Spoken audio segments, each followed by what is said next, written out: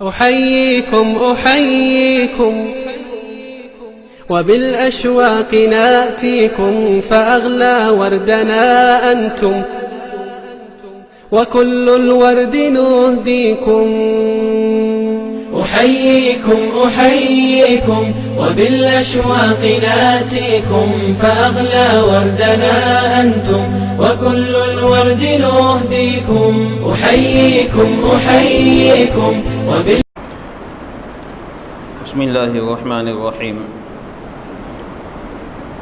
وانطلقت أتأمم رسول الله صلى الله عليه وسلم يتلقاني الناس فوجا فوجا يهنئونني بالتوبة ويقولون لي لتهنك توبة الله عليك، حتى دخلت المسجد فإذا رسول الله صلى الله عليه وسلم جالس في المسجد وحوله الناس، فقام طلحة بن عبيد الله رضي الله عنه يهرول حتى صافحني وهنأني، والله ما قام رجل من المهاجرين غيره، فكان كعب لا ينساها لطلحة. قال كعب: فلما سلمت على رسول الله صلى الله عليه وسلم قال وهو يبرق وجهه من السرور ويقول: أبشر بخير يوم مر عليك مذ ولدتك أمك. قال: فقلت: أمن عندك يا رسول الله أم من عند الله؟ قال: لا، بل من عند الله عز وجل. وكان رسول الله صلى الله عليه وسلم إذا سر استنار وجهه حتى كأن وجهه قطعة قمر، فكنا نعرف ذلك منه. فلما جلست بين يديه قلت: يا رسول الله، إن من توبتي أن أنخلع من مالي صدقة إلى الله وإلى رسوله. فقال رسول الله صلى الله عليه وسلم: أمسك عليك بعض مالك فهو خير لك. فقلت: إني أمسك سهمي الذي بخيبر. وقلت: يا رسول الله، إن الله تعالى إنما أنجاني بالصدق، وإن من توبتي ألا أحدث إلا صدقا ما بقيت. فوالله ما علمت أحدا من المسلمين أبلاه الله تعالى في صدق الحديث منذ ذكرت ذلك لرسول الله صلى الله عليه وسلم أحسن مما أبلاني الله تعالى. والله ما تعمدت كذبة منذ قلت ذلك لرسول الله صلى الله عليه وسلم إلى يوم هذا، وإني لأرجو أن يحفظني الله تعالى فيما بقي. قال: فأنزل الله تعالى: لقد تاب الله على النبي والمهاجرين والأنصار الذين اتبعوه في ساعة العسرة حتى بلغ إنه بهم رؤوف رحيم، وعلى الثلاثة الذين خلفوا حتى إذا ضاقت عليهم الأرض بما رحبت حتى بلغ اتقوا الله وكونوا مع الصادقين. قال كعب: والله ما أنعم الله عليه من نعمة قط بعد إذ هداني الله للإسلام أعظم في نفسي من صدق رسول الله صلى الله عليه وسلم، ألا أكون كذبته فأهلك كما هلك الذين كذبوا. فإن الله تعالى قال للذين كذبوا حين أنزل الوحي شر ما قال لأحد، فقال الله تعالى: سيحلفون بالله لكم إذا انقلبتم إليهم لتعرضوا عنهم فأعرضوا عنهم إنهم رجس ومأواهم جهنم جزاء بما كانوا يكسبون. يحلفون لكم لترضوا عنهم فإن ترضوا عنهم فإن الله لا يرضى عن القوم الفاسقين. قال كعب: كنا خلفنا أيها الثلاثة عن أمر أولئك الذين قبل منهم رسول الله صلى الله عليه وسلم حين حلفوا له، فبايعهم واستغفر لهم، وأرجأ رسول الله صلى الله عليه وسلم أمرنا حتى قضى الله تعالى فيه بذلك. قال الله تعالى: وعلى الذين خلفوا، وليس الذين ذكر الله مما تخلفنا عن الغزو، وإنما هو تخليفه إيانا وإرجاؤه أمرنا عمن حلف له واعتذر إليه فقبل منه. محترم دوستو بزرگوں، خوشخبری دینے والے نے جب حضرت کعب بن مالک رضی اللہ تعالی عنہ کو خوشخبری دی، سجدے میں گر گئے، اور اس خوشخبری دینے والے کو حضرت کعب رضی اللہ تعالی عنہ نے بطور انعام کے اپنا جوڑا بھی اتار کر دے دیا۔ پھر اس کے بعد حضرت کعب رضی اللہ تعالی عنہ اپنے محسن و مربی نبی اکرم صلی اللہ علیہ وسلم کی ملاقات کے لیے تشریف لے گئے۔ اپنے گھر سے مسجد نبوی کی طرف چل رہے تھے تو ہر ایمان والا خوش، ہر صحابی خوش، کیونکہ اپنے ساتھی کی توبہ آسمان پر قبول ہوئی، جس کا تذکرہ قرآن میں نازل ہوا۔ اس خوشی کی وجہ سے ہر صحابی خوش تھا۔ اس لیے حضرت کعب رضی اللہ تعالی عنہ سے لوگ ملنے آ رہے ہیں، راستے میں مل رہے ہیں اور مبارکبادی دے رہے ہیں، خوشی کا اظہار کر رہے ہیں۔ جماعت در جماعت آتی گئی، ملاقات کرتی گئی، خوشی کا اظہار کرتی گئی، یہاں تک کہ حضرت کعب رضی اللہ تعالی عنہ نبی کریم صلی اللہ علیہ وسلم کے پاس مسجد نبوی میں تشریف لے گئے۔ اللہ کے رسول صلی اللہ علیہ وسلم مسجد نبوی میں بیٹھے ہوئے تھے، آپ کے ارد گرد صحابہ کرام موجود تھے۔ اللہ کے رسول صلی اللہ علیہ وسلم کے پاس جیسے ہی پہنچے ہیں تو صحابہ میں سے حضرت طلحہ بن عبید اللہ رضی اللہ تعالی عنہ تیزی سے کھڑے ہو کر حضرت کعب بن مالک رضی اللہ تعالی عنہ کی ملاقات کے لیے لبکے، مصافحہ کیا اور مبارکبادی دی۔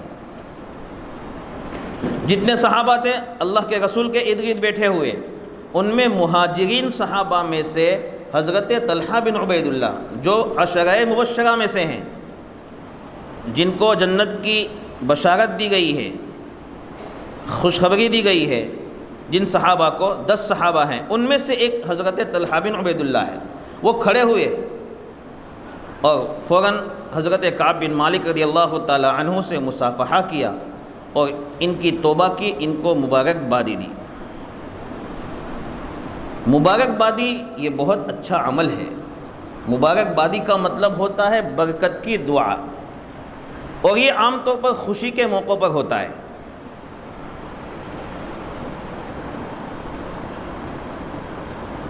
ایک بڑے محدث گزرے ہیں علامہ سیوطی رحمۃ اللہ علیہ، انہوں نے مستقل مبارکبادی کے مسئلے پر ایک مستقل کتاب لکھی ہے، وصول الامانی باصول التہانی۔ ہمارے نبی محمد صلی اللہ علیہ وسلم نے کسی بھی خوشی کے موقع پر خوشی کے اظہار سے منع نہیں فرمایا۔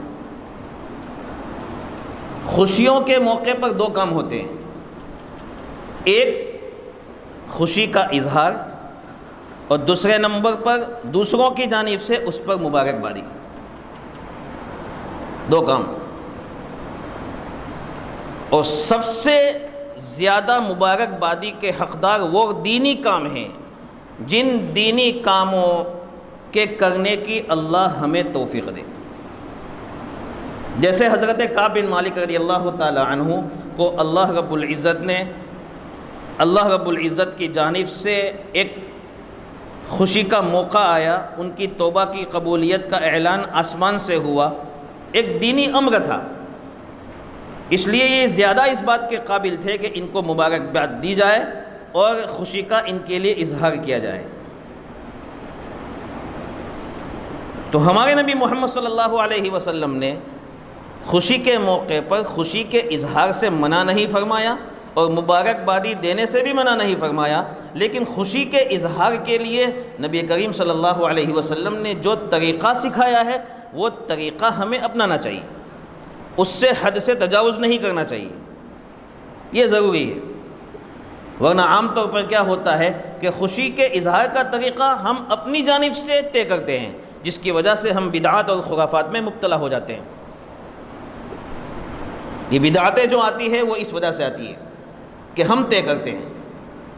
نبی صلی اللہ علیہ وسلم نے اپنی سیرت مبارکہ میں خوشی کا کیا طریقہ، مثلا ایک آدمی کے یہاں پر ولادت ہوتی ہے بچے کی، خوشی کا موقع ہے، لیکن اس کا مطلب یہ نہیں ہے کہ وہ بارود پھوڑے، پھٹاکڑے پھوڑے، اس کا مطلب یہ نہیں، پتاخے پھوڑے، اس کا مطلب یہ نہیں ہے، یہ خوشی کے اظہار کا طریقہ نہیں ہے۔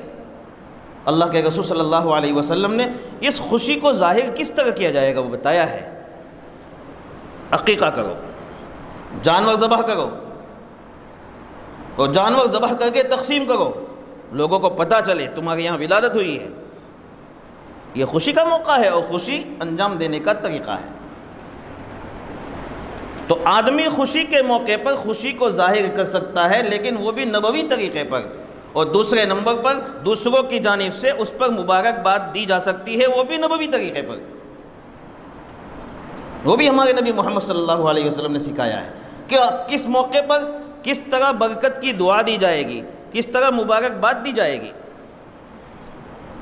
مثال کے طور پر نکاح ہوتا ہے، جب دلہا دلہن کے لیے اپنی زندگی میں لانے کے لیے قبول کرتا ہے، اس وقت امام صاحب کی جانب سے دعا دی جاتی ہے، بارک اللہ لک و بارک علیک و جمع بینکما فی خیر، یہ دعا ہے، لیکن یہ صرف امام صاحب پڑھتے ہیں ہمارے یہاں، حالانکہ یہ دعا تو ہر شریک ہونے والے کے لیے ہیں، سنت ہے۔ جو نکاح میں شریک ہوا ہے، نکاح کی مجلس میں شریک ہوا ہے، وہ جیسے ہی دلہا قبول کرتا ہے کہ میں نے قبول کیا، وہیں پر اس کو برکت کی دعا دینی چاہیے۔ یہ طریقہ ہے مبارکبادی دینے کا۔ عید کا موقع ہے، عید کے دن نبی صلی اللہ علیہ وسلم نے طریقہ سکھایا ہے، عید مبارک یہ بھی کہہ سکتے ہیں، لیکن ہمارے نبی صلی اللہ علیہ وسلم کے صحابہ کا جو معمول رہا ہے مبارکبادی دینے کا، وہ رمضان عید کے موقع پر اس طرح مبارکبادی دیتے تھے، تقبل اللہ منا ومنک، اللہ ہماری عبادتوں کو قبول کرے، تمہاری عبادتوں کو قبول کرے۔ یہ مبارکبادی دینے کے الفاظ ہیں، جیسے نکاح کے وقت الفاظ ہیں، ایسا اس وقت بھی یہ الفاظ ہیں۔ تو خوشی کے موقع پر خوشی کو ظاہر بھی کر سکتے ہیں اور خوشی کے موقع پر مبارکبادی بھی دے سکتے ہیں، لیکن اس کا طریقہ وہ ہونا چاہیے جو ہمارے نبی محمد صلی اللہ علیہ وسلم سے منقول ہے، جو صحابہ کرام رضی اللہ عنہم اجمعین سے منقول ہے۔ یہاں حضرت طلحہ بن عبید اللہ رضی اللہ تعالی عنہ کھڑے ہوتے ہیں، مبارکبادی دینے کے لیے مصافحہ بھی کرتے ہیں، جیسے ہمارے یہاں نکاح ہونے کے بعد دلہے سے لوگ مصافحہ کرتے ہیں، مبارکبادی دیتے ہیں، ایسے حضرت طلحہ بن عبید اللہ رضی اللہ تعالیٰ عنہ بھی کھڑے ہو گئے اور مصافحہ کیا، اور حضرت کعب بن مالک رضی اللہ تعالیٰ عنہ کو مبارکبادی دی۔ حضرت کعب رضی اللہ تعالیٰ عنہ کے لیے پورے مجمع میں سے حضرت طلحہ بن عبید اللہ کھڑے ہوئے، اس کی خوشی حضرت کعب رضی اللہ تعالیٰ عنہ کو بہت زیادہ محسوس ہوئی، وہ زندگی بھر اس احسان کو نہیں بھولے، اس احسان کو، حضرت طلحہ کے کھڑے ہونے کو، ان کی مبارکبادی دینے کو زندگی بھر نہیں بھولے، اس کو اپنے اوپر بڑا احسان سمجھا حضرت کعب نے۔ اور ایسا ہوتا ہے، اللہ رب العزت نے ہر انسان کے اندر جذبات رکھے ہیں، اچھے جذبات، احساسات رکھے ہیں، اگر سامنے والا آدمی ان جذبات کی قدر کر لیتا ہے اور اس کے جذبے کے مطابق اس کو تسلی مثلا مصیبت کے وقت دے دیتا ہے، یا خوشی کے وقت اس جذبے کے متعلق اس کو مبارکبادی دے دیتا ہے، تو ایسے وقت میں اس کا جذبہ بڑھ جاتا ہے، اس کو بہت زیادہ خوشی ہوتی ہے اور وہ اس کو اپنے اوپر بہت بڑا احسان سمجھتا ہے۔ ایک آدمی پریشان ہے، بیمار ہے، وہ آدمی اپنی زندگی میں تو کسی سے دشمنی رکھتا تھا، اس کی غیبتیں کرتا تھا، لیکن جس کی غیبت کی جاتی تھی، جس سے وہ دشمنی رکھتا تھا، وہی آدمی اگر اس بیمار کی عیادت کر لیتا ہے اور عیادت کے وقت میں کچھ لفظ کہہ دیتا ہے، اچھا لفظ، زندگی بھر وہ بیمار آدمی اس کا احسان نہیں بھولے گا۔ احساس کی قدر کی، جذبے کی قدر کی۔ اس لیے ہمیں بھی چاہیے، جملے چھوٹے ہوتے ہیں، بات چھوٹی ہوتی ہے، ہماری نگاہ میں وہ بات بہت چھوٹی ہے، لیکن اس بات کے کہنے کی وجہ سے اگر کسی کا دل بھر آتا ہے تو ایسے وقت میں اس کے دل میں وہ اثر جم جاتا ہے، وہ زندگی بھر نہیں بھولتا ہے۔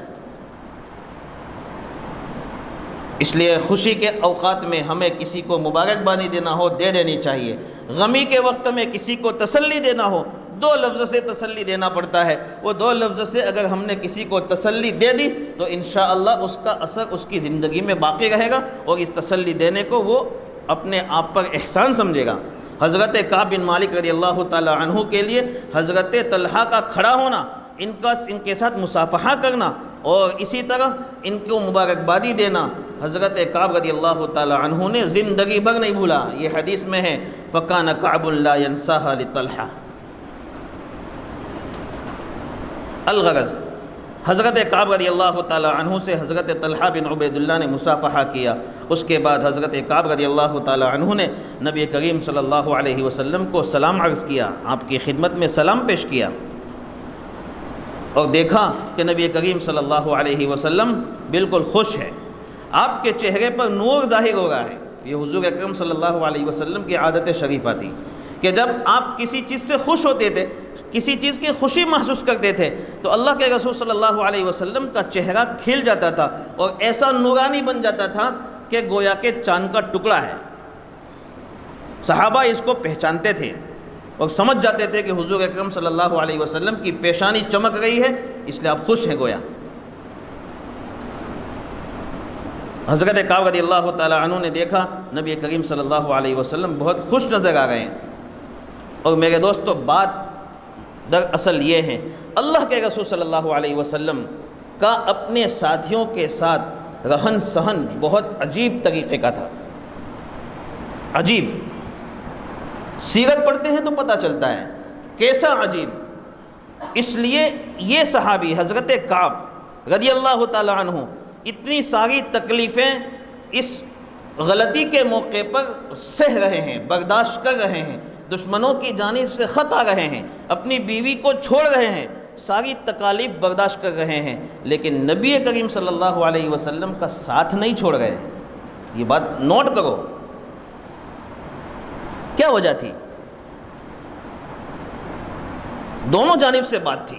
ہمارے نبی محمد صلی اللہ علیہ وسلم اپنے ساتھیوں کے ساتھ اس طرح رہتے تھے, اور صحابہ نبی کے ساتھ اس طرح محبت کرتے تھے. صحابہ اپنی ذات پر اپنے نبی کو قربان کرتے تھے, ترجیح دیتے تھے, اور نبی صلی اللہ علیہ وسلم اپنے ساتھیوں کو سب سے آگے رکھتے تھے.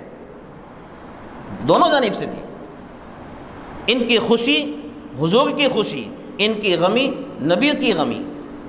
ان کے غم میں حضور شریک ہوتے تھے, ان کی خوشی کے موقع پر حضور اکرم صلی اللہ علیہ وسلم خوش ہوتے تھے. جیسے یہاں پر حضرت کعب کی توبہ نازل ہوئی تو حضرت کعب نے دیکھا کہ نبی کریم صلی اللہ علیہ وسلم خوش ہے.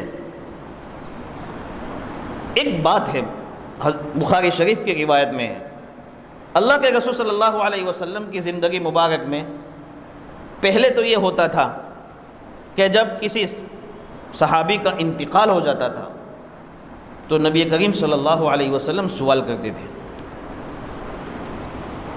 کہ اس آدمی پر کوئی قرضہ ہے؟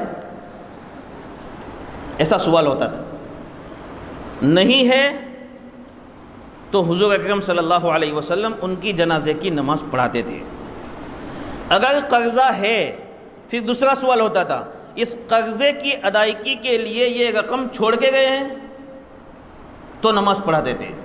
اس قرضے کی ادائیگی کے لیے اگر رقم چھوڑ کے نہیں گئے ہیں تو نبی کریم صلی اللہ علیہ وسلم اس صحابی کی جنازے کی نماز نہیں پڑھاتے تھے, بلکہ یہ فرماتے تھے کہ آپ اپنے ساتھی کی جنازے کی نماز پڑھ لو. صحابہ کو سپرد فرماتے تھے. یہ آپ کی عادت شریفہ تھی پہلے. بخاری شریف کی روایت میں آگے ہے, جب نبی کریم صلی اللہ علیہ وسلم کو اللہ رب العزت نے کچھ خوشحالی دی, ایسے وقت میں اللہ کے رسول صلی اللہ علیہ وسلم نے یہ قاعدہ بدل دیا. اور کیا قاعدہ بیان کیا؟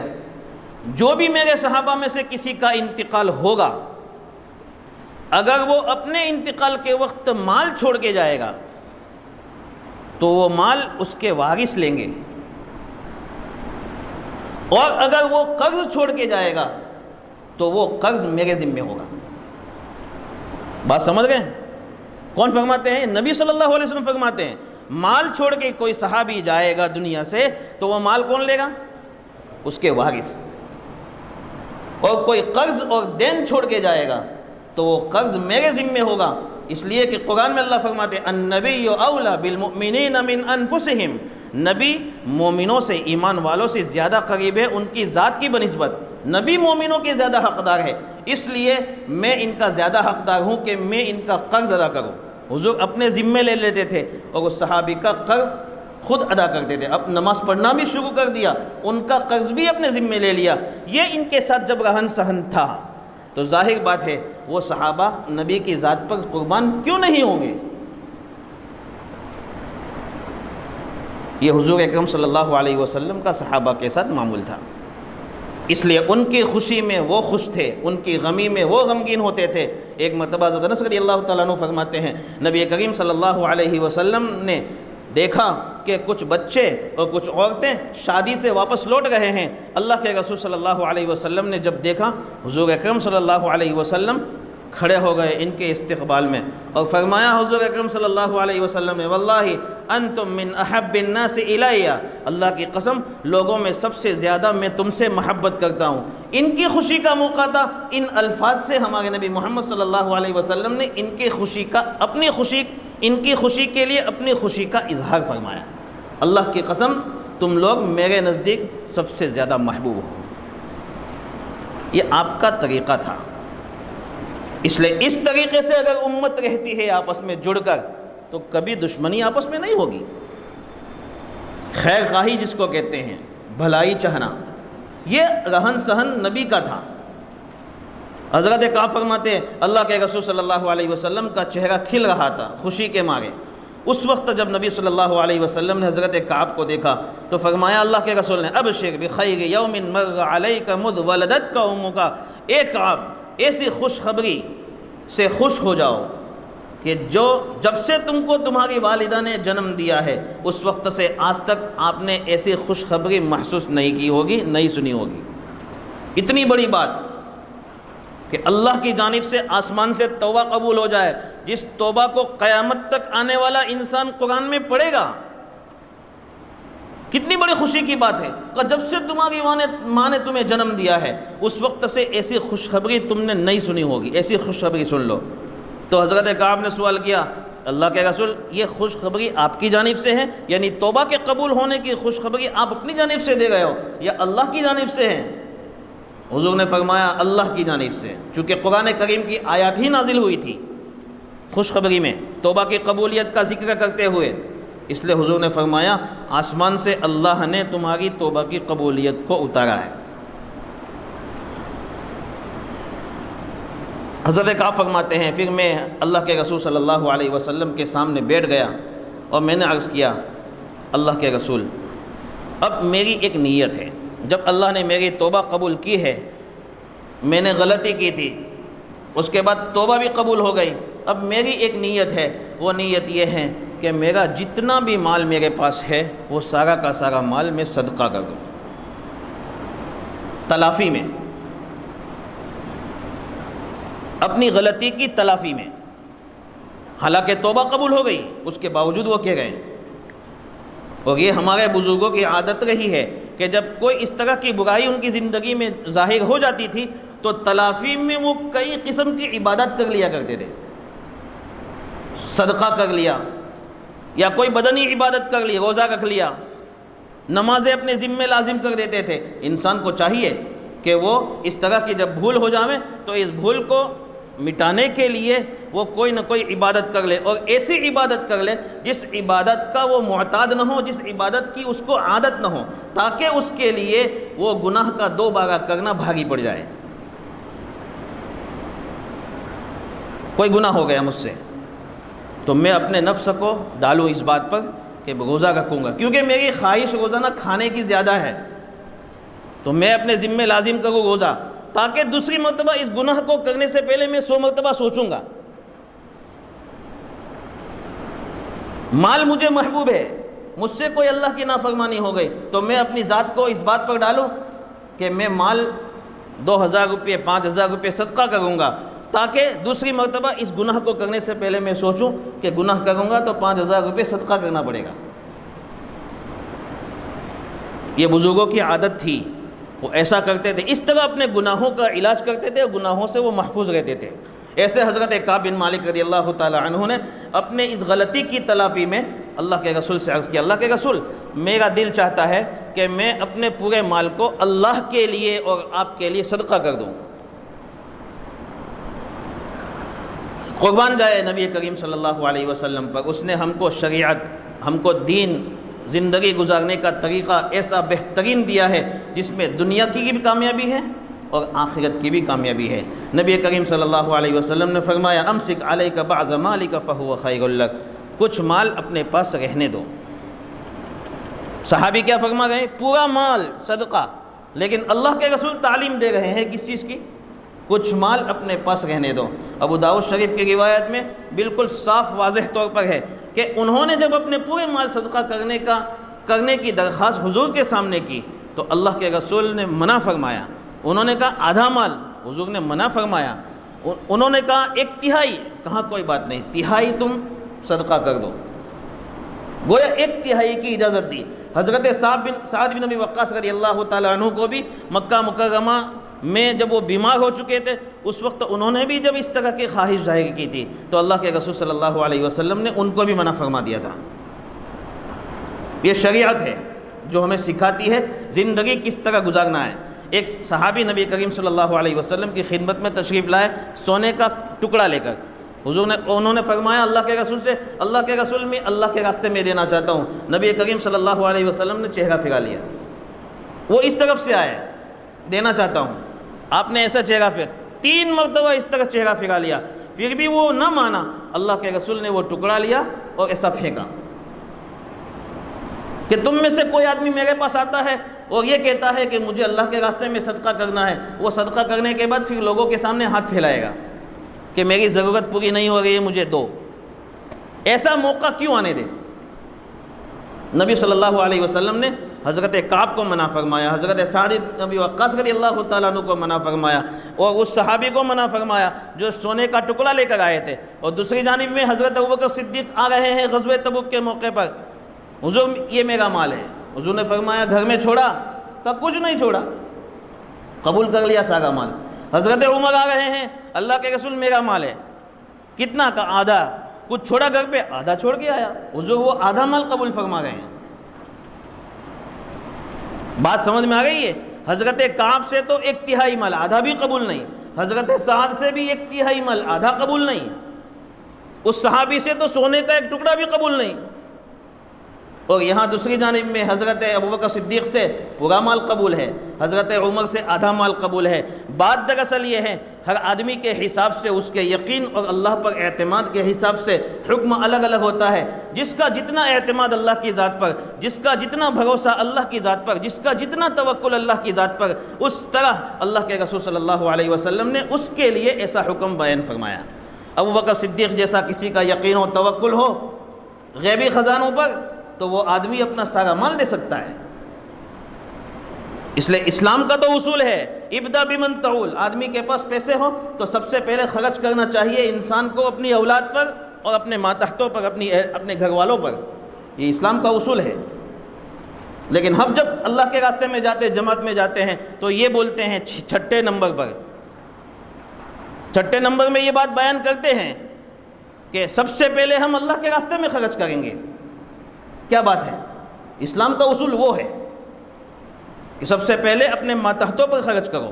لیکن یہاں جو بلوایا جاتا ہے ہم کو پہنچنا ہے اس معیار پر کہ ہمارے گھر والے اور ہم سب اس یقین اور اعلیٰ اعتماد پر آ جائیں، اونچے اعتماد پر آ جائیں کہ ہم سب سے پہلے اللہ کے راستے میں خرچ کرنے والے بن جائیں. یہ یقین ہم سے چاہا جاتا ہے جیسا حضرت ابوبکر صدیق کا یقین تھا. ورنہ اسلام کا حکم تو یہی ہے کہ سب سے پہلے مال خرچ کیا جائے گا اپنے ماتحتوں پر.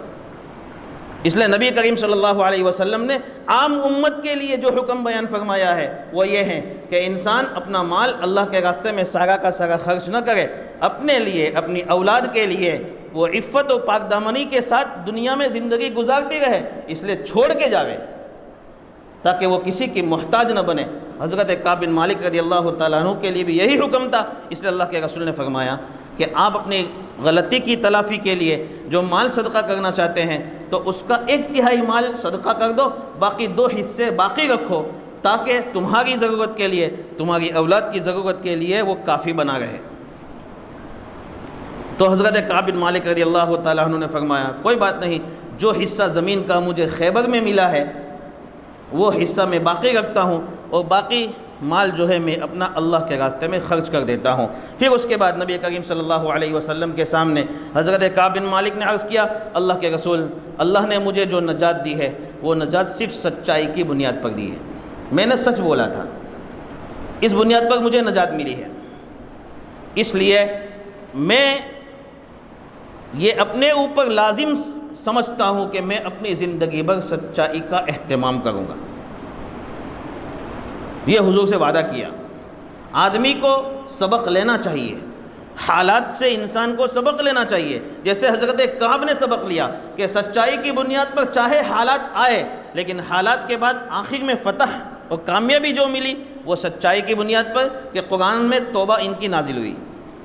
اس لیے انہوں نے سبق لیا کہ زندگی بھر کبھی جھوٹ نہیں بولوں گا، سچ ہی بولوں گا۔ وہ فرماتے حضرت کعب اپنی زندگی میں لوگوں کے سامنے بیان فرماتے تھے، اللہ کی قسم، اللہ نے جب سے میں نے حضور سے وعدہ کیا تھا کہ میں سچ بولوں گا، تب سے اللہ رب العزت نے مجھ پر جو بڑا احسان اور انعام کیا ہے وہ یہ کیا ہے کہ آج تک میں نے کبھی بھی جھوٹ نہیں بولا۔ یہ بہت بڑی نعمت میں اپنے لیے سمجھتا ہوں۔ حضرت کعب فرماتے تھے اللہ کے رسول کے سامنے جب سے وعدہ کیا ہے تب سے آج تک، اور انشاءاللہ باقی زندگی بھی اللہ جھوٹ سے میری حفاظت کرے گا۔ ابتدا کسی کی زندگی کی شروعات اگر نقصان سے ہو، گناہ سے ہو، تو یہ اصل بات نہیں ہے۔ اصل عبرت اور اعتبار اس بات کا ہے کہ انسان کی انتہا اور اس کا آخری خاتمہ وہ کمال تک پہنچنا چاہیے، کمال پہ ہونا چاہیے، یہ اصل بات ہے۔ ان سے بھول ہو گئی، غلطی ہو گئی، وہ بڑی بات نہیں ہے۔ بڑی بات یہ ہے کہ زندگی بھر موت تک انہوں نے جھوٹ نہیں بولا، ان کی زندگی میں یہ نقصان باقی نہیں رہا، موت اس حالت میں آئی کہ وہ سچائی پر تھے، یہ سب سے بڑا انعام ہے۔ اور اللہ کے یہاں اعتبار خاتمے کا ہے، ابتدا کا، درمیان کا اعتبار نہیں ہے، اللہ کے یہاں خاتمے کا اعتبار ہے۔ اسی لیے حضرت یوسف رضی اللہ تعالیٰ عنہ نبی اللہ رب العزت سے دعا فرماتے ہیں، توفنی مسلمہ والحقنی بالصالحین، اللہ اے اللہ میری وفات مجھے دے مسلمان ہونے کی حالت، یہ اصل ہے، اور مجھے نیک لوگوں میں شامل فرما لے۔ اس لیے حضرت کعب فرماتے ہیں اللہ کی قسم، اللہ کی قسم اب تک میری زبان سے جھوٹ نہیں بولا میں، اور اللہ کی ذات سے امید رکھتا ہوں کہ میں اپنی بقیہ زندگی بھی انشاءاللہ اللہ رب العزت مجھے اس سے بچائے گا۔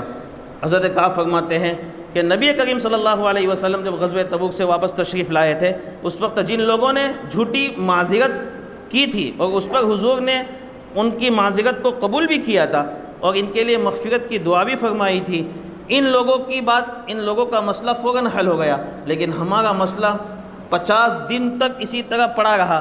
50 دن کے بعد اللہ نے توبہ نازل کی، لیکن اس میں ہمارے لیے خیر تھی، اور جن لوگوں کا مسئلہ فوراً حل ہو گیا، جنہوں نے جھوٹ بولا تھا، ان لوگوں کے لیے شر ہی شر تھا، برائی تھی، اس لیے کہ قیامت تک باقی رہنے والی کتاب قرآن میں ان کی برائی کا تذکرہ اللہ نے کر دیا، قیامت تک ان کی برائی ہوتی رہے گی، اور ہماری توبہ کیا تذکرہ قرآن میں ہو گیا، چاہے اس وقت ہمارے حالات 50 دن کے بعد کھلے، لیکن وہ ہمارے لیے اچھا۔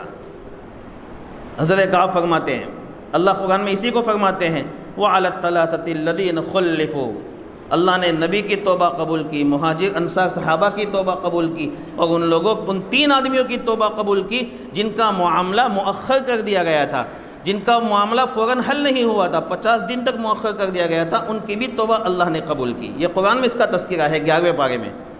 الغرض یہ بہت بڑی بات ہے کہ حضرت کعب رضی اللہ تعالی عنہ ان حالات کے باوجود ایمان پر جمے رہے، سچ بولا، حالات آئے اور حالات کے بعد بھی ایمان پر جمے رہے، تو اللہ رب العزت نے ان کے لیے کامیابی کے دروازے کھولے۔ اس لیے ہمیں بھی میرے دوستوں نیت کرنی چاہیے۔ سب سے پہلے نیت تو یہ ہے کہ توبہ ہماری جانب سے ہمارے گناہوں پر ہونا چاہیے، گناہ کی تلافی کے لیے نیک کام ہونے چاہیے۔ قرآن فرماتا ہے ان الحسنات یذہبن السیئات، نیکیاں برائیوں کو مٹاتی ہے، اس لیے کوئی آدمی اگر برا کام کرتا ہے اس کو چاہیے کہ اس کے بعد کوئی اچھا کام کر لے، تاکہ اللہ رب العزت کی جانب سے اس برائی کا گناہ مٹ جائے اور وہ پاک صاف ہو جائے، اور اس کے بعد توبہ بھی کر لے۔ توبہ کے ذریعے سے اللہ رب العزت خوش ہوتا ہے، اور اپنی زندگی میں سچ بولنے کا اہتمام کرے اور جھوٹ سے اپنے آپ کو بچائے۔ اللہ تعالی ہم سب کو صحیح سمجھ عطا فرمائے اور کہی ہوئی باتوں پر عمل کرنے کی توفیق عطا فرمائے۔